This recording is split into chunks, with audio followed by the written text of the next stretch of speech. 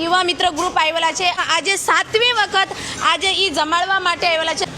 શું નામ છે બેન તમારું? વર્ષાબેન. તમારું બેન? પારુલબેન. તારું બેટા? નમન. દેવ. રિયાંશ. શું નામ છે બા? શારદાબેન.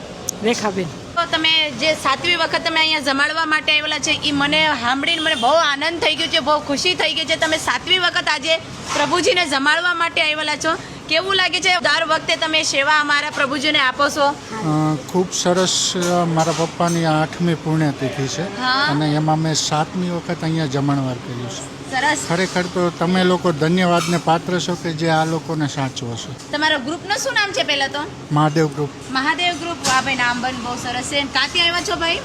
અમે કામરેજ છીએ. કામરેજથી. શું કહેશો ભાઈ, કેવું લાગ્યું છે અહીંયા વારંવાર આવો છો? બસ ખૂબ જ સારું. અને આમ તો તમને ધન્યવાદ દેવો જોઈએ કે આ લોકોને સાચવો અને જમાડો, આમ રાખો. હું કહેશો બા? નવરાવા ધોવરાવા રાખવા કઈ થોડી મહેનત થોડી તમને છે. કેવું લાગે છે બહુ અહીંયા સરસ વારંવાર તમે આવો છો? લાગ્યું, બહુ સરસ લાગ્યું. કે તમારું બહુ એટલે બહુ સરસ કામ કહેવાય કે તમે અમે આટલાના અમે જો એકને સાચવવા માટે આખો દિવસમાં જો કંટાળી જતા હોય તમે આટલા પ્રભુજીની સેવા કરો તો તમને તો બહુ જ ધન્યવાદ કહેવા જોઈએ.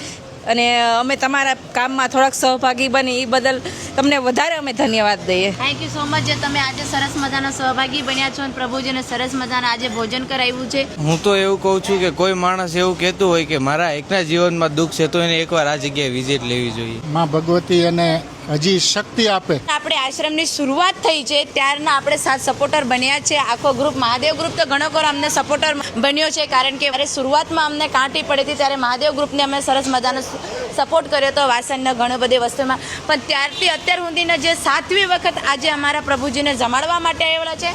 Thank you so much Mahadev ગ્રુપને જે સરસ મજાના આવા દર વખતે અમને સપોર્ટ અને સાથ સપોર્ટ આપો છો અને પ્રભુજીને સરસ મજાનો તમે જમાડવારનો કરો છો. તમારે પણ એક ટાઈમનો જમાવાનો છે કે એક ટાઈમનો નાસ્તો છે કે અન્ય સેવામાં તમારે જોડાવવું હોય તો અવશ્ય અમારા પ્રભુ સેવા આશ્રમનો કોન્ટેક્ટ કરજો. જે અમારા પ્રભુ સેવા આશ્રમ આવેલો કેનલ રોડ કોસમાડા ગામ પાય. અને અત્યારે અમારા નિરાધાર બા દાદા છે જે 60 થી 65 વ્યક્તિ બા દાદા સેવા લઈ રહ્યા છે અમારા પ્રભુ સેવા આશ્રમમાં. બસ ભગવાનના આશીર્વાદથી અને તમારા સાથ સપોર્ટથી આ કાર્ય ચાલુ છે અને બસ આવો નવો સાથ સપોર્ટ આપતા રહેજો અને પ્રેમ આપતા રહેજો. જય હિન્દ, જય ભારત, જય શ્રી કૃષ્ણ.